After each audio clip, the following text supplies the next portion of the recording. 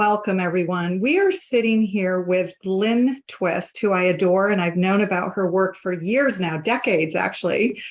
Thank you so much for having me. It's a delight to be with you. Before we get started, though, I imagine many who are viewing this know about your work, but for those of you who don't, I'm going to just give people a little bit of background about you. So for more than 40 years, wow, because you certainly don't look that old, Lynne Twist has been a recognized global visionary committed to alleviating poverty and hunger and supporting social justice and environmental sustainability. From her work with Mother Teresa in Calcutta to the refugee camps in Ethiopia and the threatened rainforests of the Amazon, Lynne's involvement has helped thousands. Her best-selling award-winning book, The Soul of Money, explores the relationship that we have with money. And this led to her founding of the Soul of Money Institute, where she has worked with over 100,000 people in 50 countries. She is also the co-founder of the Pachamama Alliance, which brings together people from the Ecuador rainforest and people in the Western world to heal the earth. And I love this. And in the process, heal ourselves. Her latest book, which we will be talking about today, Living a Committed Life, is available starting October 2022. And it focuses on how to find freedom, fulfillment, and purpose in your life and tap into something larger than yourself, which I love. So welcome again, Lynne. And I'm just, so excited to have you here. Last time I saw you was 2017 when you graced our TEDx Berkeley stage and brought me and several others in the front row to tears. And yeah, it was just an amazing talk. So we'll put a link also here so people can go and watch that. I think you're so powerful on stage because of your authentic heart and your commitment to making a change in the world. So I'd love to start with your first life commitment, which was ending world hunger.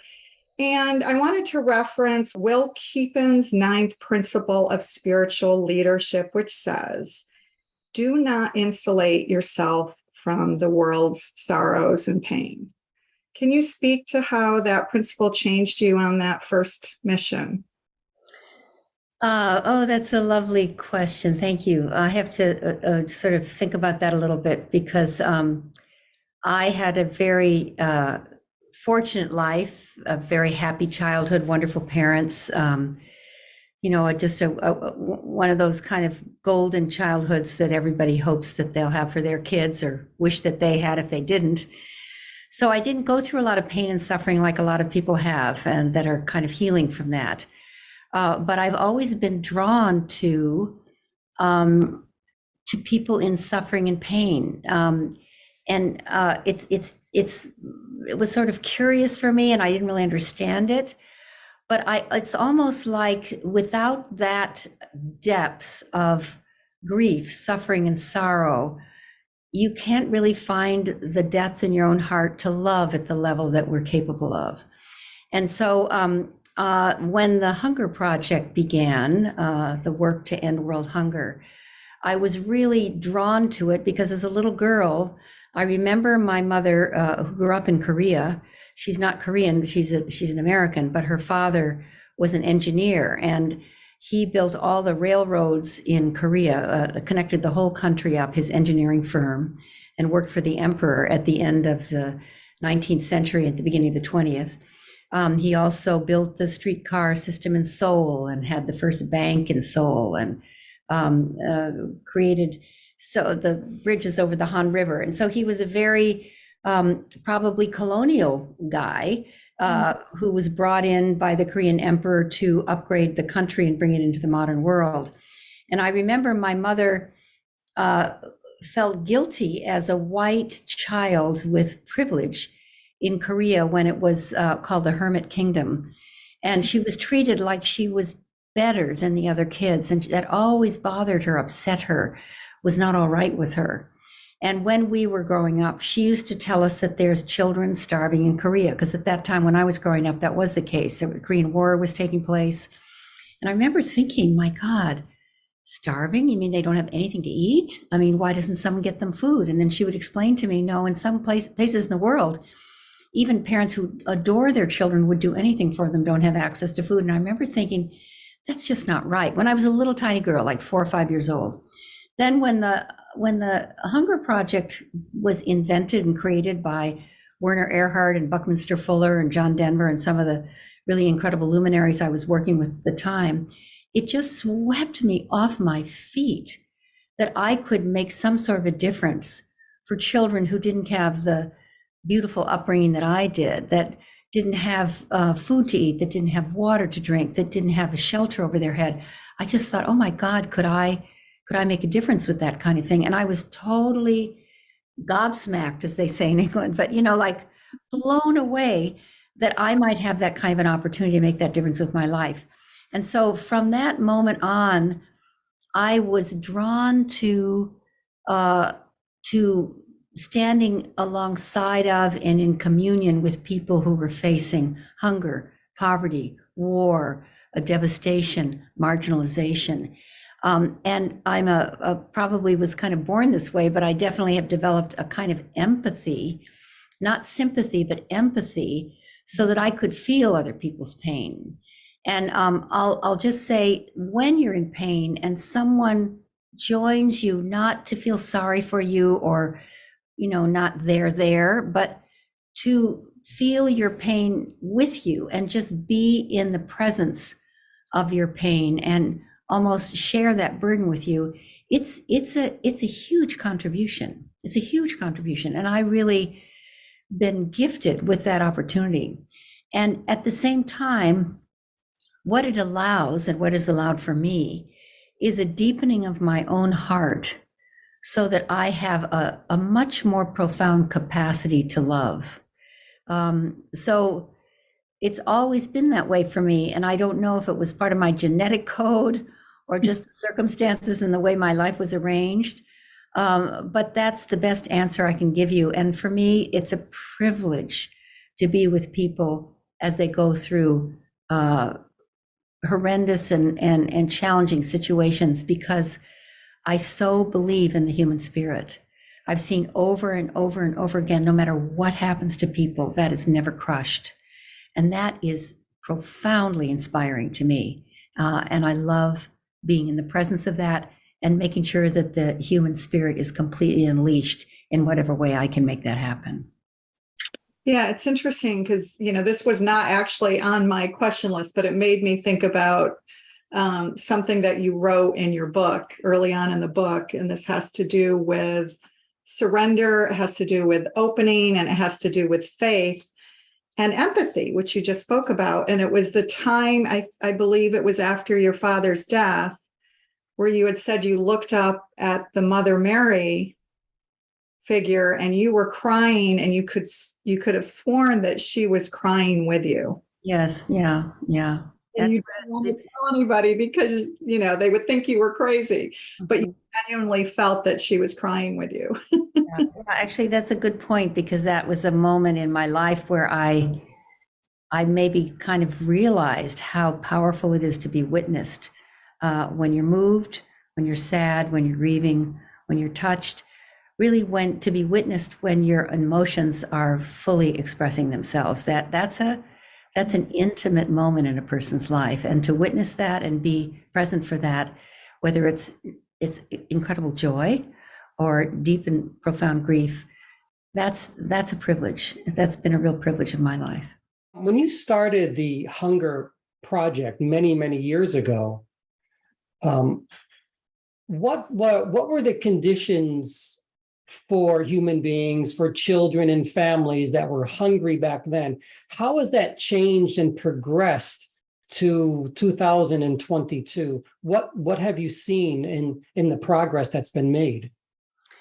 Well, I'm so grateful to have that question because it's absolutely astounding and not well known. When the Hunger Project was initiated, and I'm not a founder, so I always want to correct that, even though I was there at the beginning, I'm not a founder of the Hunger Project. I was in the right place at the right time when it was founded. Let's put it that way. We lived on a planet, that was 1977. We lived on a planet that had 4.3 billion people, 4.3 billion people. Mhm. And at that time, 1977, there were 44,000 people dying a day of hunger and starvation and hunger-related causes. 44,000 people a day on a planet of 4.3 billion people. 44,000 people, mostly children under 5. Very, very serious situation. And that's an average. They kind of take a big, giant average.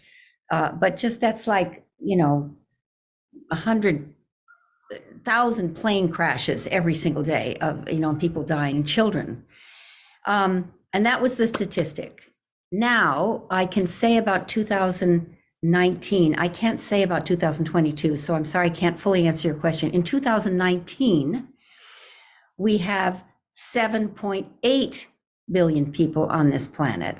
Not quite twice as much, but almost twice as many people. And the number of people dying each day from hunger and starvation and hunger-related causes is down to 16,000.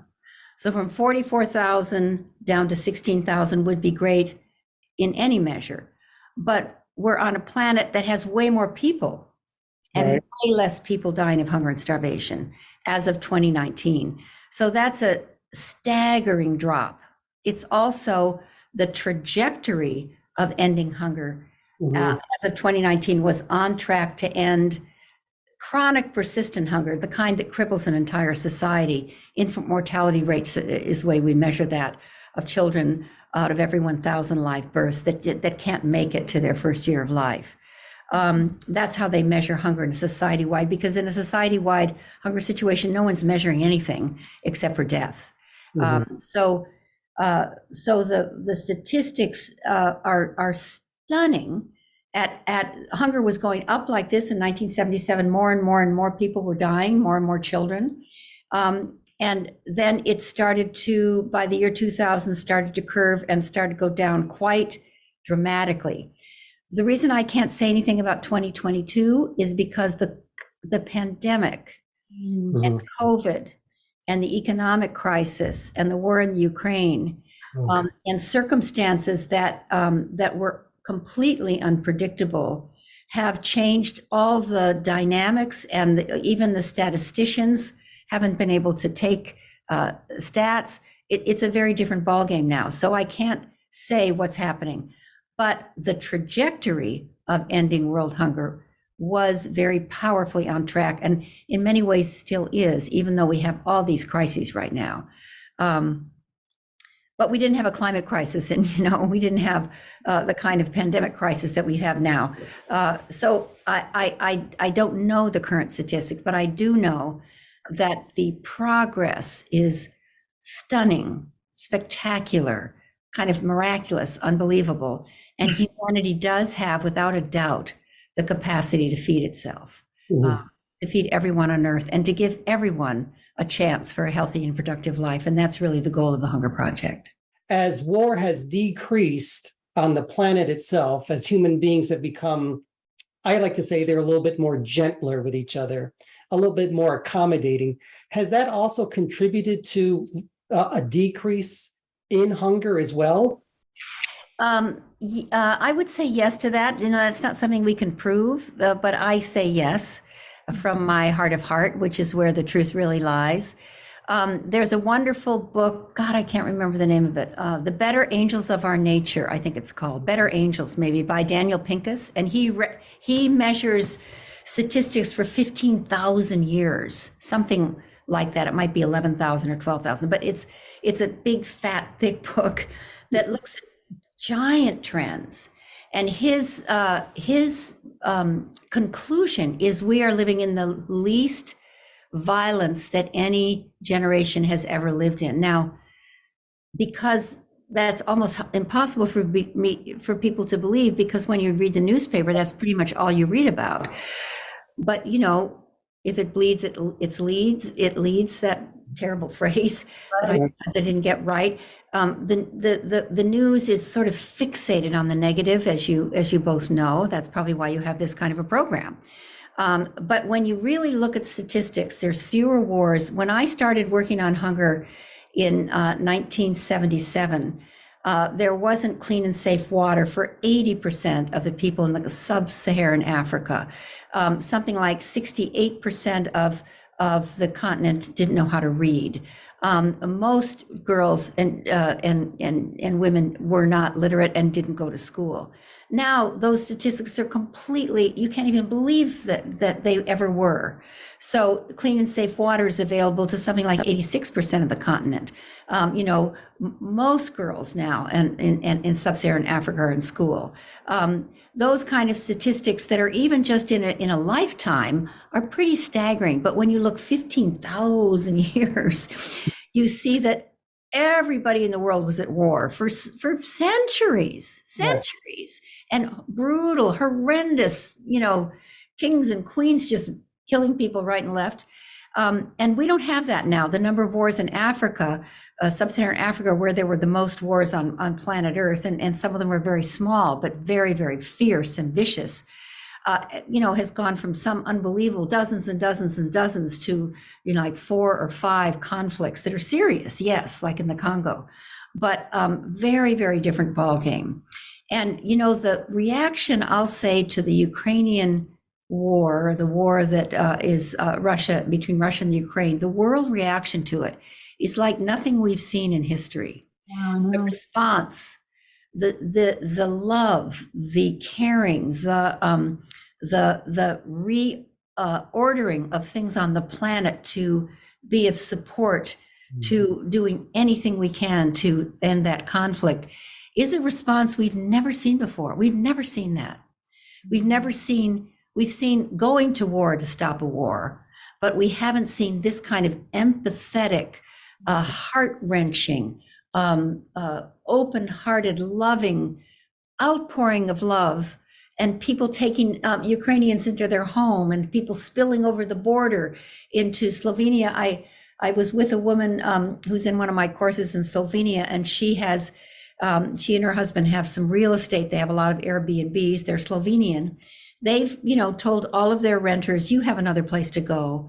We're going to open up all our properties to the overflowing people coming in from the Ukraine. The train stations have been turned into camps, the football fields. It's incredible what's happening to support the people of the Ukraine, and even the people in Russia now who are trying to oppose the war. So I feel like we are in a different heart space on the planet, even though we have these horrible political, mudslinging things going on. If I put that to the side just for the moment and talk about real folks like all of us, I think what you're saying is really, really true. That it's a gentler, kinder human family, and we've got big problems, but we're more connected. The pandemic really did teach us that we can, all of us, respond to something together, even though we argued over vaccines and all that stuff. But if you look by and large, if historians look back, they'll see that every human being on Earth was impacted by a virus that did not impact any other species, just one. That's interesting. Doesn't make anybody else sick but one species. Many, many, many species have the COVID virus, but they don't get sick, only us.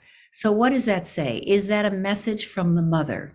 Yeah. Is that feedback from Mother Earth, inviting us to slow down, to stop, to pause, to go inside, to rethink, not just inside of our homes, but inside of our hearts?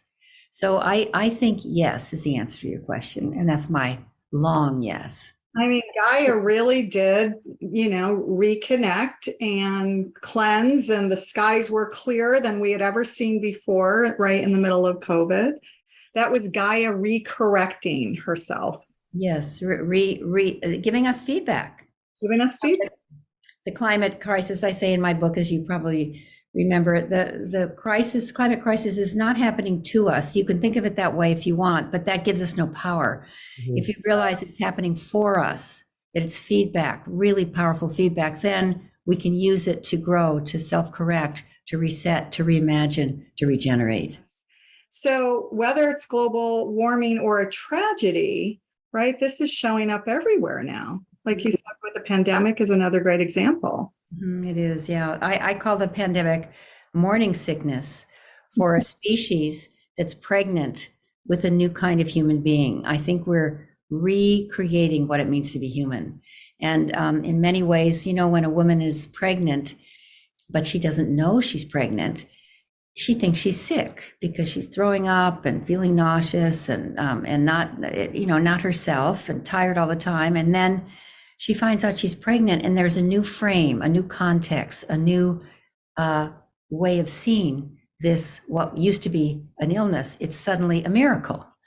And she doesn't mind vomiting every day. And she's kind of proud of being nauseous, and she loves to rest because she's going to have a baby. And in many ways, if we could see the pandemic as morning sickness for a species that is dying to give birth to a new kind of human being, a kinder, gentler, more responsible, more feminine, let me say, more heart centered human being, then we can welcome this and know that the labor is going to be hard. It hurts to have a baby, but if you know you're going to have a baby, you can endure the pain and you take care of yourself so you make it through. Yeah, I think actually I'd love to bring that up because you spoke about, related to the pandemic, let's just talk about health as a wake-up call for a moment, because you had mentioned several times in your book that you overcame some health tragedies, but have always said that they were there to teach you wisdom and bring you to the next phase in your life to do service in a more expansive way. During one of those health challenges, I think it was around 2013 when Ecuador was trying to expand oil production. How did you overcome that challenge? And then also, how did the Pachamama Alliance overcome the challenges at that time, which, as we all know, became very political in nature? Well, let's see. So it's a two-pronged question, I guess. I was, you know, we got caught in a political battle in Ecuador where the president turned kind of against the indigenous people and used the Pachamama Alliance, or what's called Fundación Pachamama in Ecuador, as an instrument, as a weapon almost. He shut Fundación Pachamama down, which actually closed off a lot of the power of the indigenous movement, which was really threatening his leadership. And because he wanted to open up the Amazon for oil. And they said no.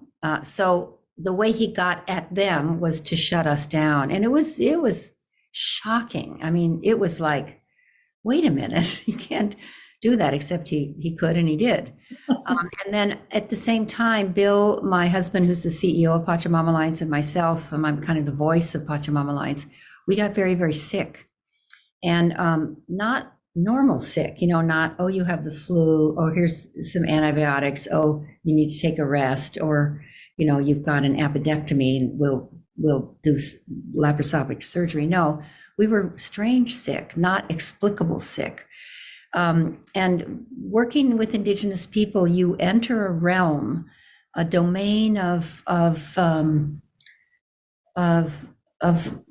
spiritual cosmology that includes shamanism, which is a very beautiful part of our work, and also the capacity to use the kind of spiritual power in dark ways.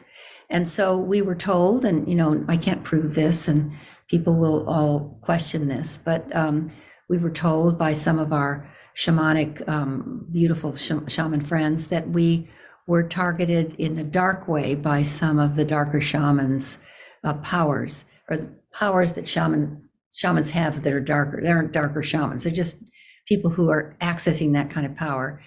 And whether that's true or false, I don't know. But I had a hard time getting well. And so I ended up going to, I can't remember what I wrote in the book now, but a Korean healer named Dr. Choi, who's just a miraculous healer. He has very, very highly trained skills in acupressure, like acupuncture, but acupressure. But he's in his 90s. He's a kind of a Superman guy, little Korean guy. And he just took me to Korea. And we went to see all the ancient healers in Korea. And I'll tell you, that was one heck of a journey.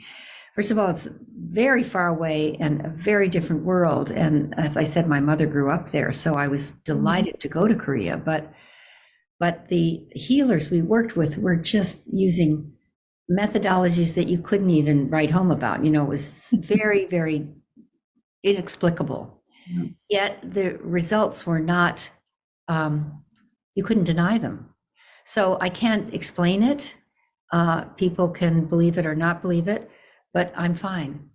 And I feel deeply grateful too that there's other domains, other realms that when medical doctors are a little bit stumped, at least I recommend, and certainly for me, I was not only open to, but eager to try other domains of healing and see if that could be helpful to me. And it definitely was. So yeah, that was a very interesting time. And I look back and see that it was time for me to stop and reflect and to be engaged with my own body and my own life. Because in my kind of way of being, I'm a very dedicated, you could say, maybe some people would call obsessed, proactivist. And sometimes I kind of forget about including myself in the work that I'm doing, including my own well-being. And I preach well-being, so, it's kind of embarrassing to say this, but one does get on a track, on a train, on a kind of a working kind of dedication where everything seems so much more important than taking care of yourself. And that's what had happened to me. And so I was grateful for the illness, actually. In many ways, it was the gift the shamans gave me rather than a curse. Yeah. You had mentioned that your husband became ill as well. He did, yeah. Did he use some of the same methodologies and some of the same techniques that you use to help cure yourself as well? Well, he went to the hospital, so that was his way of doing it. The hospital in Ecuador. He got sick in Ecuador, and we have an apartment there. And the woman who lives near us and who's our dear friend who lives next door just said, "Lynn, I'm taking him to the hospital. There's nothing else to do here." And she took him to the closest clinic near our apartment there, and he he was very, very grateful for that because he was so sick. He was shaking. He couldn't stop shaking. He was really, really sick, and they treated him with traditional medicines, which calmed him down and got it under control. But I think he wouldn't say it the way I'm saying it because he doesn't talk like this. He's more a guy's guy. But he knew there was something more that was going on than what medical science could treat. He knew it wasn't normal, the kind of illness that he had. He knew that the doctors were doing what they could do that was in the realm of their knowledge and wisdom and the boundaries that they ethically can practice in. And he got better and came back. And then really, I think he got well so that he could take care of me because I was not getting better. I was getting worse. So, and he knows, I hope he will forgive me for saying it, but he knows these realms. He's been working with Indigenous people for 27 years too. And he's a very insightful person. He's more of a intellectual person than I am, but together we make a very good complementary pair. And he knows that there's other ways of being in realms, and he's a very deep soul. So he was able to receive the healing in whatever way he could accept it. Yeah, it's just really using different language to get there, I think. I mean, in the work that we do, we merge spirituality and science together. So we don't shut out one for the other. We say that both disciplines can run miraculously side by side in harmony, right? And a lot of the people in our spiritual community just focus on the spiritual aspects and the holistic piece, but then they deny science and vice versa. So I think it's beautiful that you're weaving both together. That's very much aligned of how we live our lives as well. Yes, most definitely. I'm going to ask another question. ¿Usted habla español también? Un poquito, pero no muy bien. Lo siento.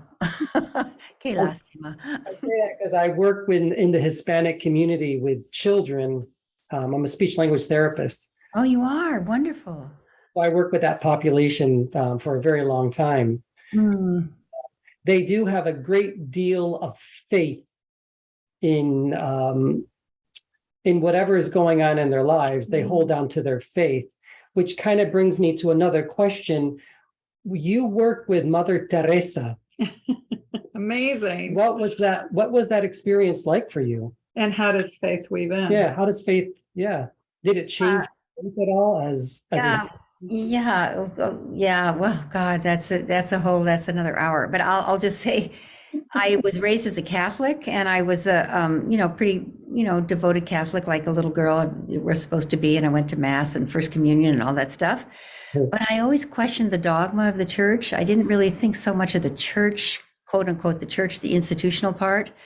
But I loved prayer and meditation, and I loved the rituals and the I don't know, the intimacy of faith.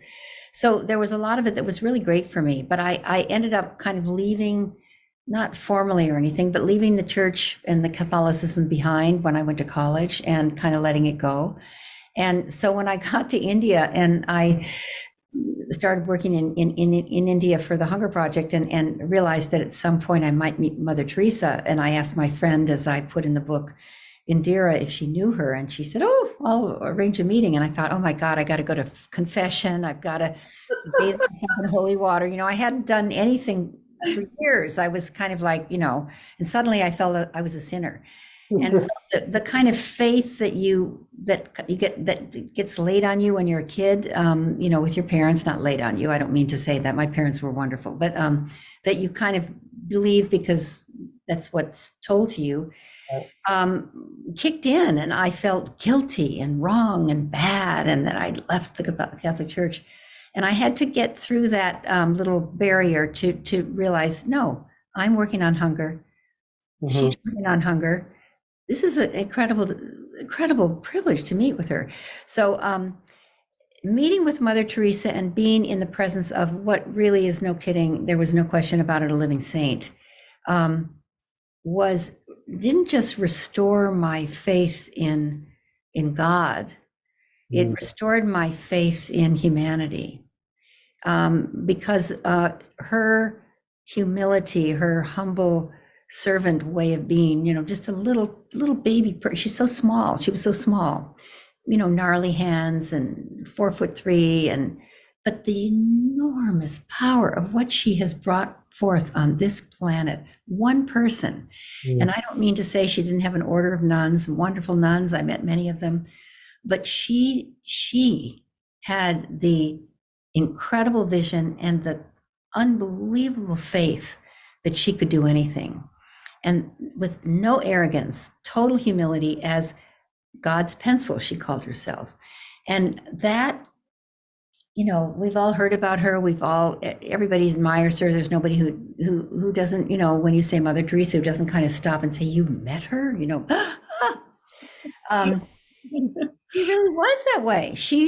Her faith was that she was an instrument of God. Now, 10 years after she died, they published her diaries. I can't remember if I put this in the book, but her diaries, she talked in her diaries, quietly in the middle of the night, whether or not there really was a God. She had moments like that.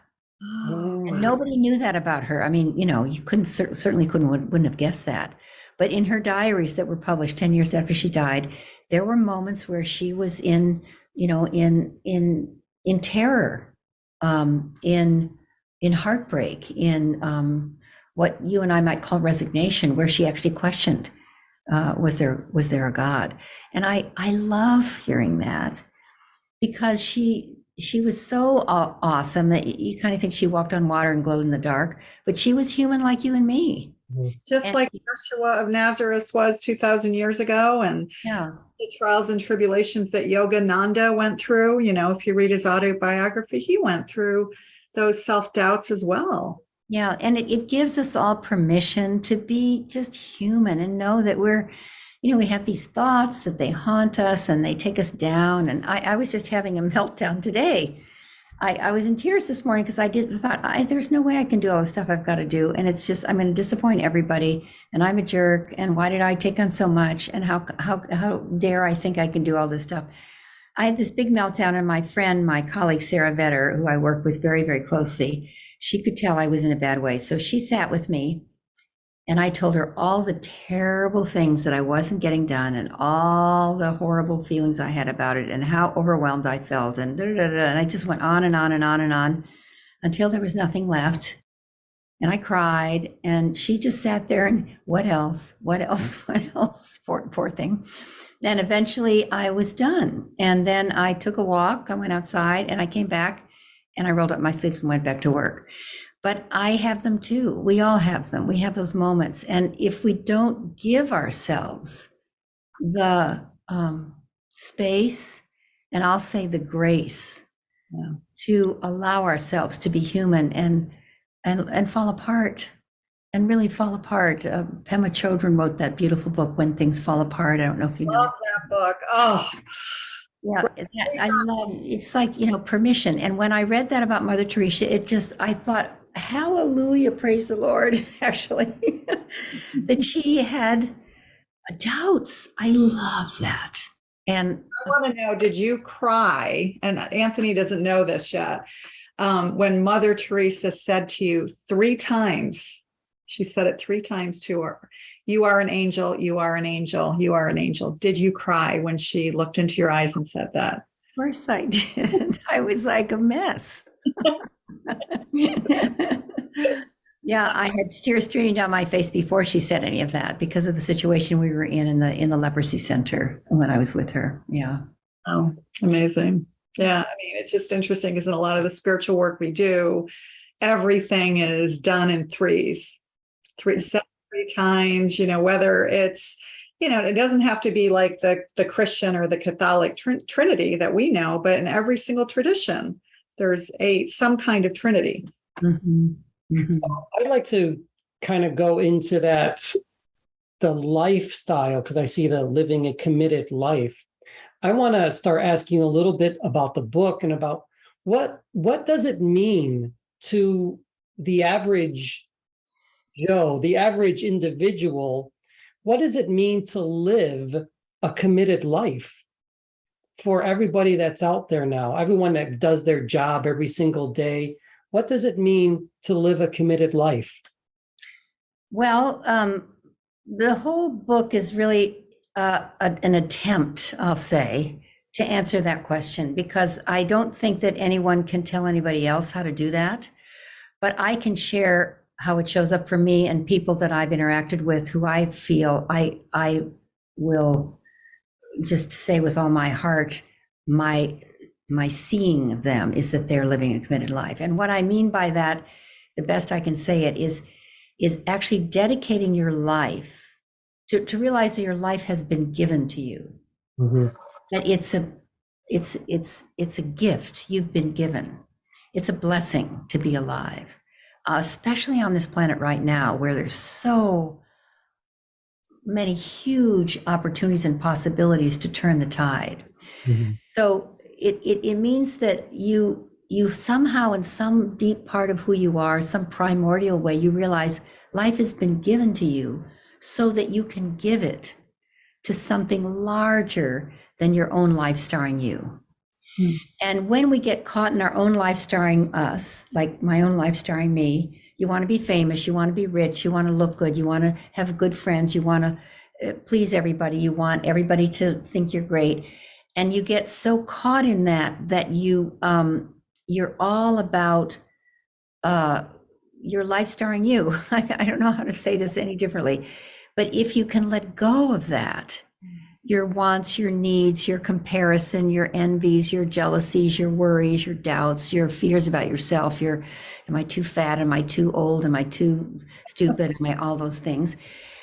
Suddenly all of that, if your life is dedicated to something larger than your own life, something that maybe you can't check off like a to-do or a goal that you can accomplish, but something that is in service of something larger than your little life starring you, your life has this unbelievable joy and meaning. It doesn't make things, smooth and perfect, but somehow even your trials and tribulations are there to strengthen you to be more effective in your service. And you don't have to take on ending world hunger like I did. I mean, people think, well, it's easy for you to say you signed up to end world hunger and save the Amazon rainforest. You don't have to do stuff like that. You could be a first grade teacher who knows that every child that comes into your life for that 9 months or a year is someone's precious child that you have the opportunity to be in service to dedicate yourself to having them live a life of meaning and purpose because you touched their heart, because you believed in them, because you witnessed their greatness, because you mirrored back to them their own beauty. That's a first grade or kindergarten teacher who's living a committed life rather than, God, can I get through the day with these kids? How can I lobby for a higher salary? All of those things are also true, but that the essence of who you are and what you're doing is of service to something larger than your own life. And you can be a bus driver. I can't remember if I put this in the book. Can't remember my book anymore. Once you write it, it's like, but my husband used to get on the bus in Chicago going to business school at a certain corner in Chicago on Ashland Avenue. And he always tried to get there by 5 minutes of 8, because then he would get this guy, this big, beautiful African-American guy whose name was Gus, who was an awesome, awesome bus driver. And whether it was raining or snowing or hailing or sunny or foggy or cloudy, people would get on his bus and he'd say, how's it going today, Bill? You look great today. I love that sweater. That V-neck thing looks good on you. Sit right here next to me today. I want to talk to you. He was like filled with joy, and everybody wanted to be on his bus because he was such a fountain of interest and engagement and mirroring back to people his appreciation of them. And, he's a bus driver, but his job was, I'm going to use my bus as a carrier, as an ecosystem for validation, appreciation, gratitude, and joy. And he did that every single day. And when he didn't have a good day, he would say, you know what? I need a little lift from you today. I'm feeling a little low. Had an argument with my wife. I'm sure I was wrong, but I wasn't ready to admit it. I will when I go home. And this guy was he just made people's day. So it doesn't need to be, ending child abuse, ending world hunger, eradicating poverty. It can be being the kind of human being who is a contribution to the world in which we live. And in whatever line of work or profession, or like the work that the two of you do, to provide messaging and communications and opportunities for people to see beyond the doubts and fears and pettiness of their maybe their trials and tribulations of the day, but be inspired to be the best they can be. So you're perfect examples of what I'm talking about. Well, you wrote, actually, I love this, what you wrote. You wrote, commitment reshapes you into someone who can meet and prevail in that test. I love that. It was a great description. I'd love to go a little bit deeper with commitment, which is obviously the focus of the latest book. And I couldn't put it down. So everybody go out and order her book because I couldn't put it down. It was amazing. I think one of the things that makes it so great and so resonant is all the different examples that you bring to the table. So you're bringing examples from, we were talking about it before we started recording today, the girl in Liberia and, in China, I think as well, and Ecuador. And I just loved it. I felt like I knew those women. And you brought up two other examples of people who most people will know more. One of them was Nelson Mandela. And that is very close to my heart because I was a foreign exchange student in South Africa pre-apartheid. Oh, really? Wow. Yeah. No, right. All girls school, all white, all the rest of it. And, ended up getting thrown out of the country because of my progressive views and not knowing that I was doing the wrong thing. It was just not understanding how things couldn't be equal as a 17-year-old teenager. So that was a very profound example, and many people may not know that. So you wrote in your book that he invited his jailers to his post-inauguration party or dinner and had them sit next to him I guess they had tears in their eyes as he was showing that forgiveness and love. So that must have been a profound thing to witness. And then, of course, the other example that you gave was Gandhi's nonviolent movement. And I just want to read this. This is from the book. That kind of commitment is born of the heart, from the soul, from the deepest place of who we all are. It comes from what some of us call God, spirit, or source, and it is equally felt by anyone who is moved to hear a calling from life itself. It's an act of courage which comes from the heart. And then you call this transrational, the space that creates a space for miracles. Mm-hmm. Want to elaborate on that? I was really just touched by that. The words just opened me wide up. Well, I just think when we're moved, we move. The term moved often is when you're choked up, you're close to tears. It's very physical. You have a physical experience of being moved. And it's you start to feel something sometimes when you're getting close to tears and you're fighting back. If you're a guy and you don't want to cry, or if you're a woman and you're right in the middle of a speech, it's very physical. It is you are moved. There's a movement in the body, which is the embodiment of being inspired.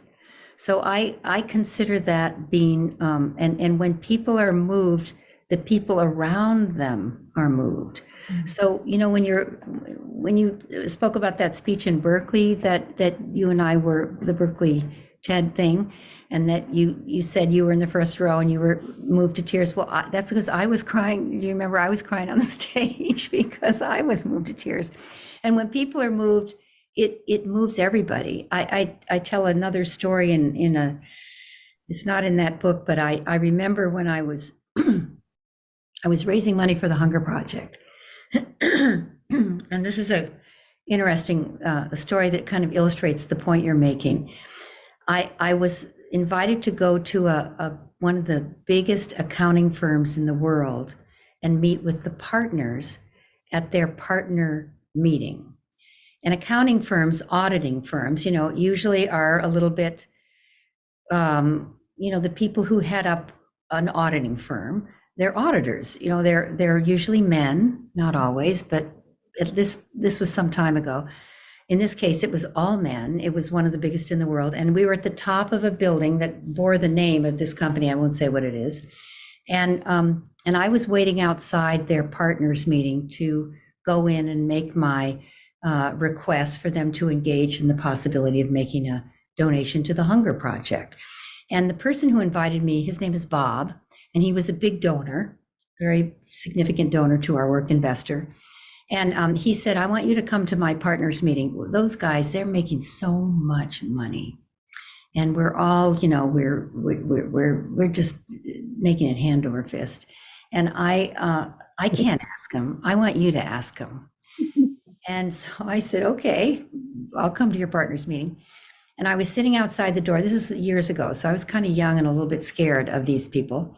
And it was the kind of meeting room, it had a big oval table, and the guys had these what they're called Eames chairs. They were big, black, and they had big arms, and they could lean back like this, and they were big, they were large men, let me put it that way, both this way and this way. Both of them, and there were 12 of them.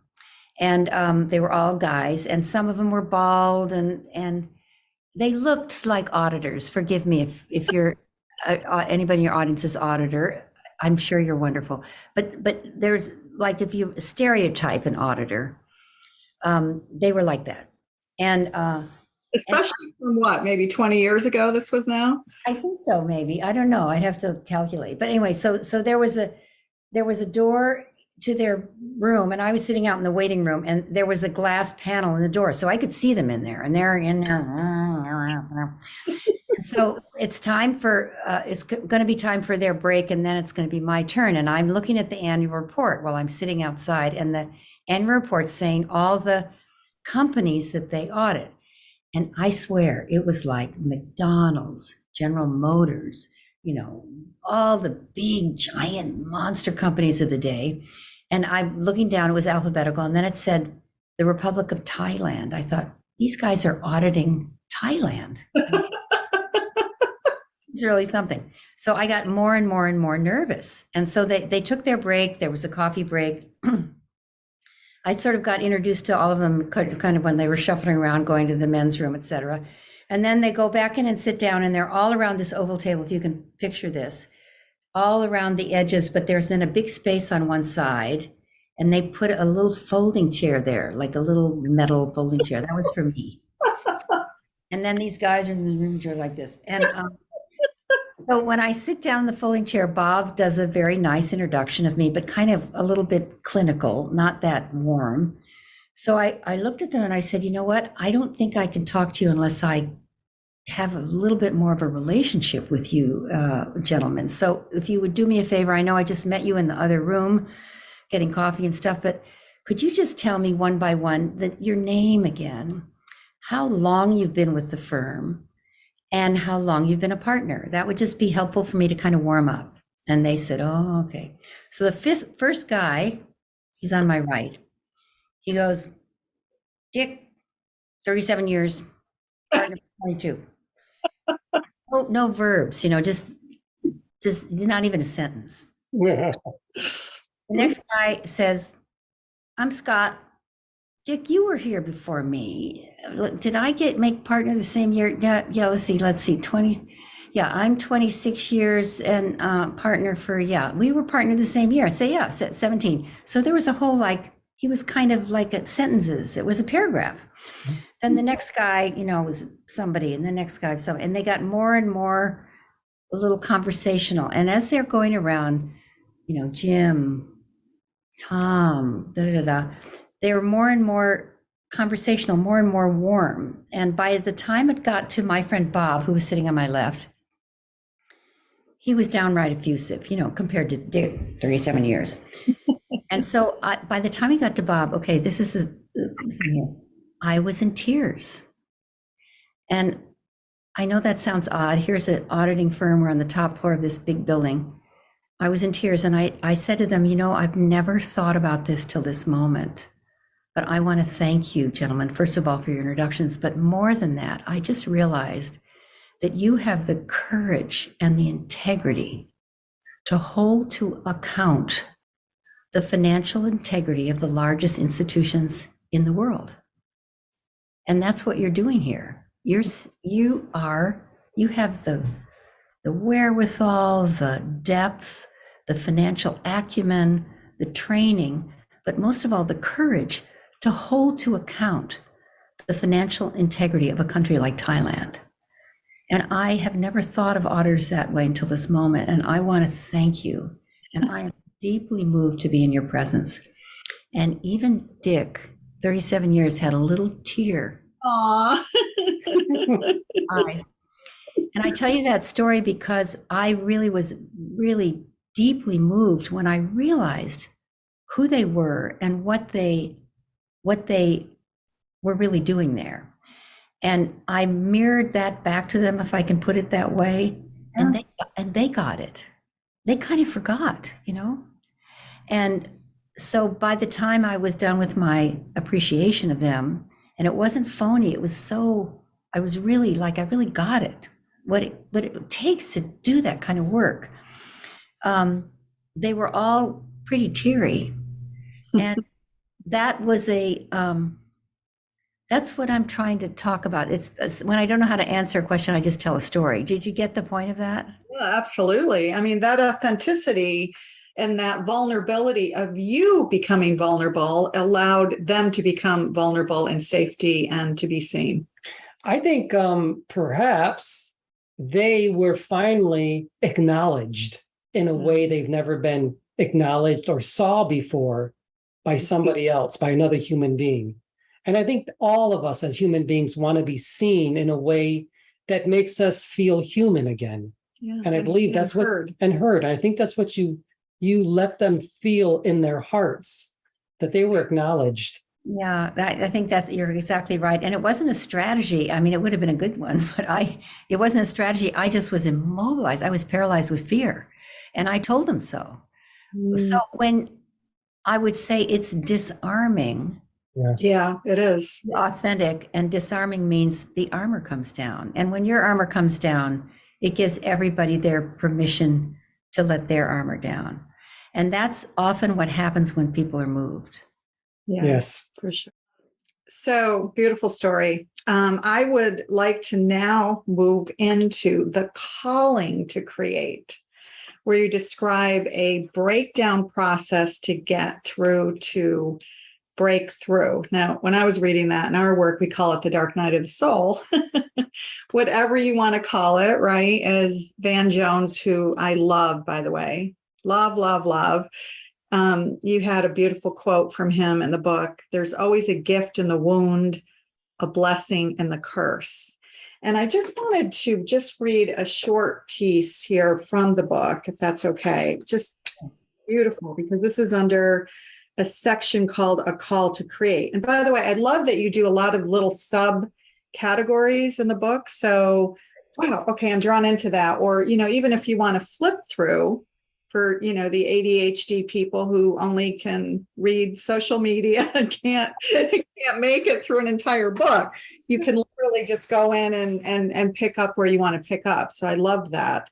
So this is about your point where you're going from breakdown to breakthrough. So it's kind of, it's almost a little humorous because we're all kind of feeling that as you're writing about this. Things start to go wrong, often with cascading effects and emotions, embarrassment, disappointment, uncertainty, failure, heartbreak, grief, despair, and depression. You're reading that and it's like, okay, we've all been there. The emotional impact needs to be experienced and expressed to be fully almost squeezed out of us, and I think that is so true. And then you write, in order to consciously navigate a breakdown into breakthrough, one needs to really look for the seeds of the breakthrough, to have the will, the courage, the wonder, and the curiosity to engage with some deep questions. What's the feedback? What's the teaching? When the message of one door closes and another door opens, which Helen Keller said a similar quote there. What is that gift, right? Every gift of the universe is only a gift if it's received. Man, the resonance of that.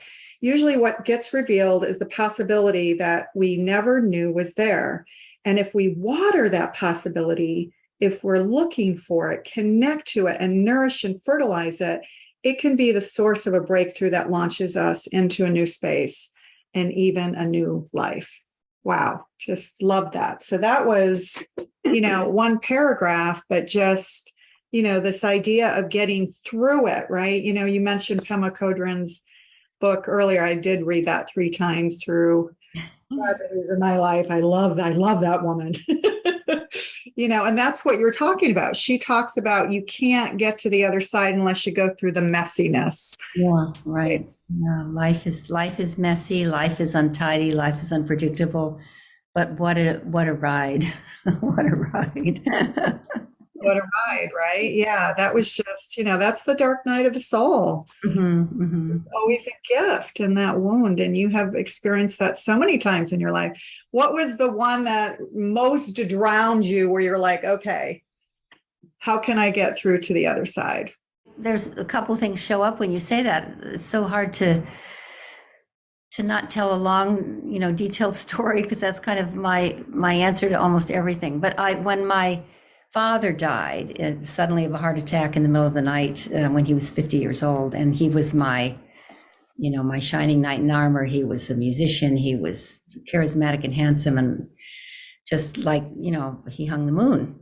And then suddenly he was dead, gone, with no warning and no illness or anything. My mother couldn't even believe he was gone. None of us could.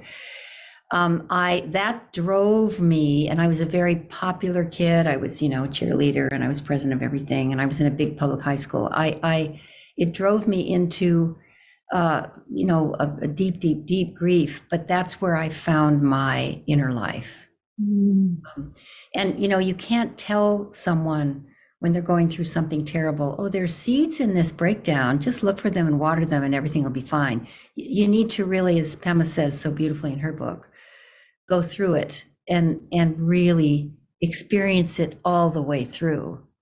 So that one was a big one, and I write about that. And then when my son was, my oldest son was in a health crisis and I was in the hospital in the emergency room, and I could tell that unless I, kind of took charge of the entire hospital, which was kind of what I thought I needed to do, he was going to die. I became like superwoman. I mean, I nothing could stand in my way. And I don't know what the people in the hospital would say, but I made stuff happen that I can't even pronounce, the machines that I got to come to his side, and the doctors who showed up, kind of miraculously. So I think we all have incredible superpowers that kick in when we have a crisis or when we have a heartbreak, that sometimes we need that. That's one of the things that I appreciate, that I said about the war in the Ukraine. The heartbreak of the world is it's healthy for us. I don't think it's healthy for the Ukrainians. I'm not saying that, but it's healthy for us to feel so deeply about people that we'll never meet. It's healthy for us as a human family to be hurting. It's healthy for us to have to face the climate crisis that's taking place everywhere on Earth right now, and that we have some responsibility for, but we don't know what to do about it.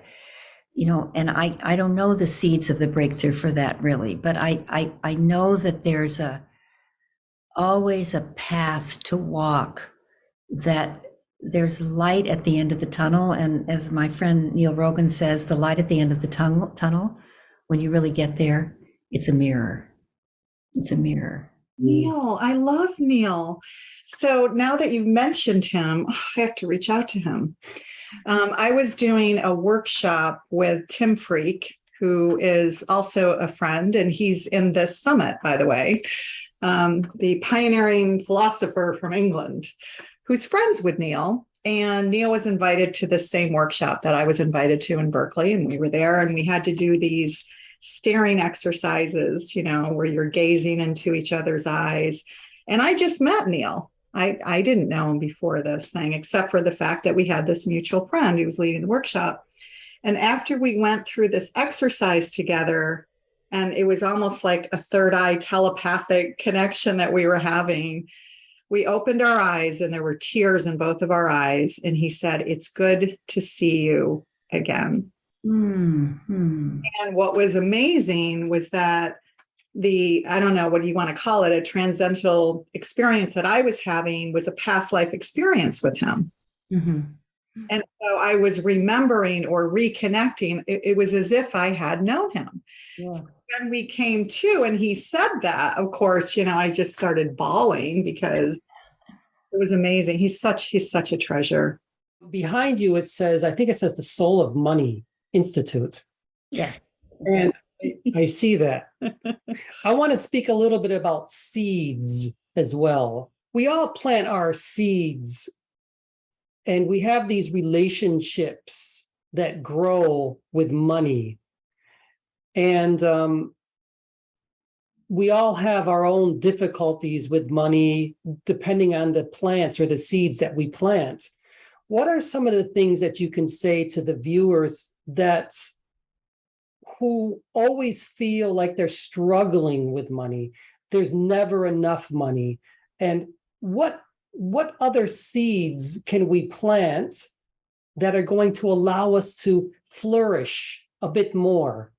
Well, a couple things. I'll just say the Soul of Money book is all about that, so that you can have a relationship with money that's not so troubled and frightening and anxious and upsetting and scary. Because even the billionaires that we work with at the Soul of Money Institute are scared, are terrified that the stock market's going to crash, or that their, children are going to turn out to be totally entitled jerks, or, everybody's terrified around money. And having more of it is really a good thing. I'm all for it, but it doesn't resolve the emotional issues we have around money. In fact, it can amplify them. So we live in a world that promotes scarcity, which I'm consider, it takes a little bit more time than we probably have for me to unpack that, but the mythology of scarcity. There are places where people don't have enough food or water, they don't have enough opportunity or jobs. That's so true. I'm not saying that or not denying that. I'm all for that, resolving that. I've been working in that field my whole life. But in the affluent world, or in the world where people are relatively comfortable, we still are living in a mindset of scarcity. There's not enough to go around. I've got to get more. I'm not good enough. I'm not tall enough. I'm not rich enough. I'm not this enough. I don't have enough sex. We don't have enough time. We don't have enough money. We don't have enough sleep. We don't have enough. We live in a there's not enough. It's not enough. There's not enough. It's not enough mentality. And it's promoted and kind of constantly pummeling us because we live in the consumer commercialized economic system. We don't live in the ecological bounty of the world. We live in the economic scarcity that is a designed scarcity mindset, not designed by some evil people, but it was there when we were born. It'll be there when we die, but we buy into it with all of our goodness, and it hijacks us. Mm-hmm. So what I call the mythology of scarcity is it's a conversation that haunts us, really, that we can, it's malleable. We don't need to buy into it. And I talk in The Soul of Money, and I also talk about it in this book, The Living the Committed Life, that there's a distinction of sufficiency. Sufficiency is different than abundance.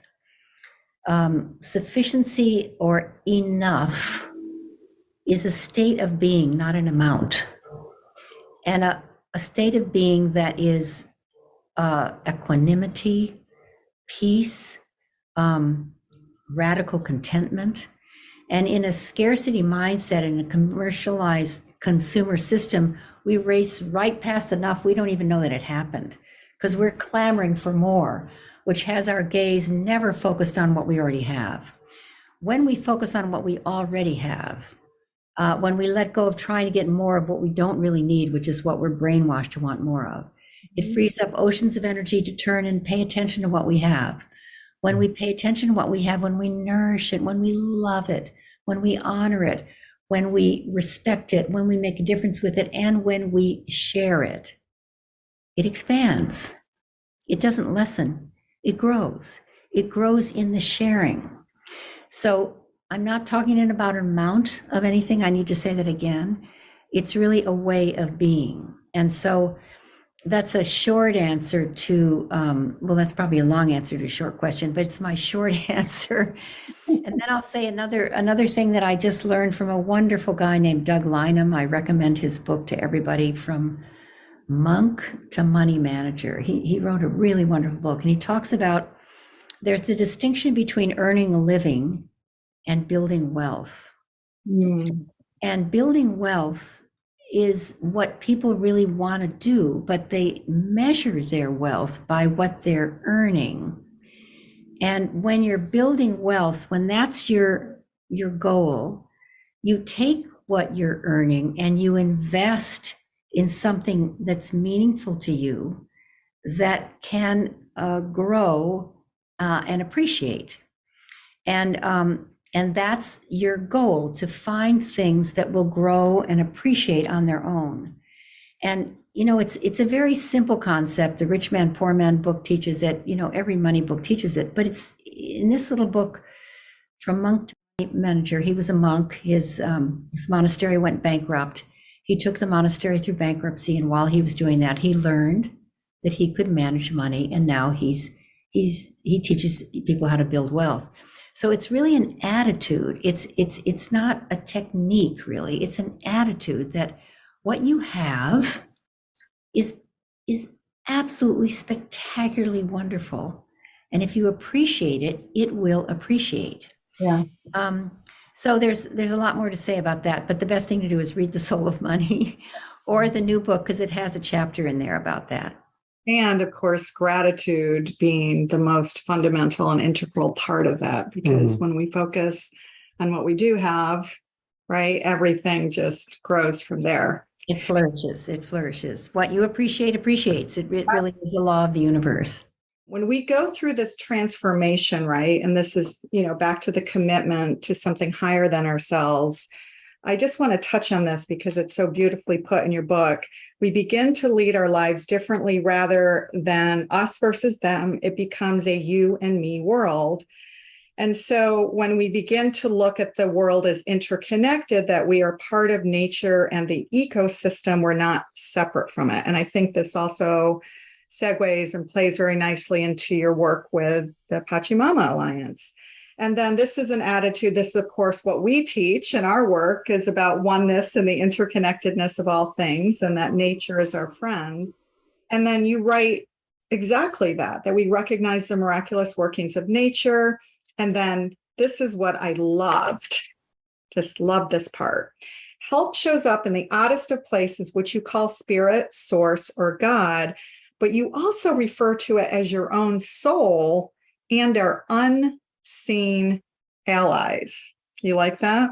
Unseen allies. So do you want to speak to that? Because we do spiritual teaching. We also channel, which is a little out there for some of these people, but shamans get that, right? And the indigenous elders get that. That's all it is. You're tapping into the unseen world. The academics call it something else. Cynthia Bourgeault calls it the subtler realms. Whatever it is, I just love that you call it unseen allies. What are those for you? Well, everybody has them, and they don't talk about it too much, but everybody has them. The hardcore businessmen, they have them too. It might be their grandfather who taught them how to do a balance sheet, and he's in heaven.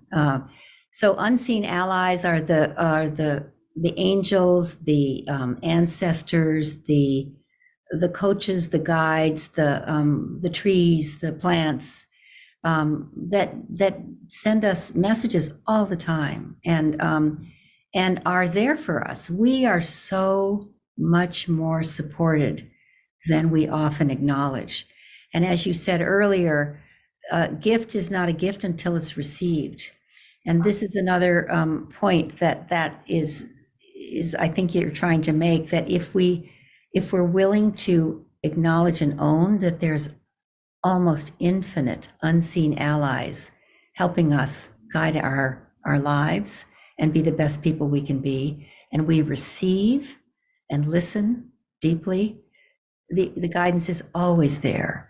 I was talking to, God, who was I talking to today? And this is a woman I'm coaching. She has so many opportunities. She's quite wealthy, and she has, everybody wants her on their board. Everybody wants her to do their project. Everybody wants to have her at their parties. She's beautiful. She's got resources. She's fun. And she says, there's so many things. I have so many opportunities. I don't know what to do. I don't know what to do. And I said, just ask, what's mine to do?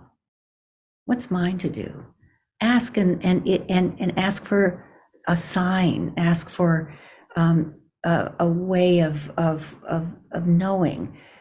Ask what's mine to do. Go to sleep with that question, wake up with that question, and then listen, and it'll be presented to you on a silver platter. Mm-hmm. So when we really ask authentically, knowing that the unseen allies are on the team, even the plants, the animals, the trees, they're on the team. Then the answers come. Yeah. And I think, to your point, because this is your whole work, is that when you ask and it's about something bigger than yourself, your mission. Yeah. That's really it. In that context, the unseen allies show up. If it's just about you and whether or not you're going to be, okay, then they're not so available. They're kind of, they go hide in the closet. But when you're in service of something, they show up big time. Yeah, absolutely. So with that, what I really like to close on is something that was super profound, and we didn't talk about this yet, but you're going to be blown away when you hear it. We're actually doing a little event. It's just a little event on the Sophia wisdom. Oh, yay. Because we do some work around, and we're actually writing a book about Mary Magdalene and her life and her wisdom from over 2,000 years ago, and how she, as an archetype or whatever you want to call her, epitomizes and represents this divine Sophia wisdom. So when I saw that in your book, I was like, okay, that was not an accident that I'm reading this. And, a lot of people don't really understand what that means. It's really this, but, anyone who's an environmentalist or anyone who saw Gaia correct herself during the pandemic, anyone who understands and is in touch with nature to know that we're rebalancing the earth and we're rebalancing our lives as humanity right now, knows that there's a need for this feminine that's rising and the masculine to blend and become balanced, right? And the feminine portion of God, Godde.